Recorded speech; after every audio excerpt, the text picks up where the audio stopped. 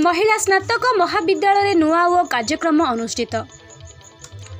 गजपति जिला पारलाखेमुंडी स्थित महिला स्नातक महाविद्यालय आज अर्थ सोमवार दिन नुआ ओ कार्यक्रम उद्यापनी उत्सव अनुष्ठित हो जाइछि। अनुष्ठान अध्यक्षा डॉक्टर रीना साहू सभापतित्व में मुख्य अतिथि भावे गजपति जिलापाल श्री स्मृति रंजन प्रधान, जिला परिषद कार्यनिर्वाही अधिकारी डॉक्टर गुणनिधि नायक, नारायण बेहेरा, पारला पौर परिषद अध्यक्षा श्रीमती निर्मला सेठी प्रमुख मंचस्थ होई आजिर कार्यक्रम को नहीं आलोचना करथिले।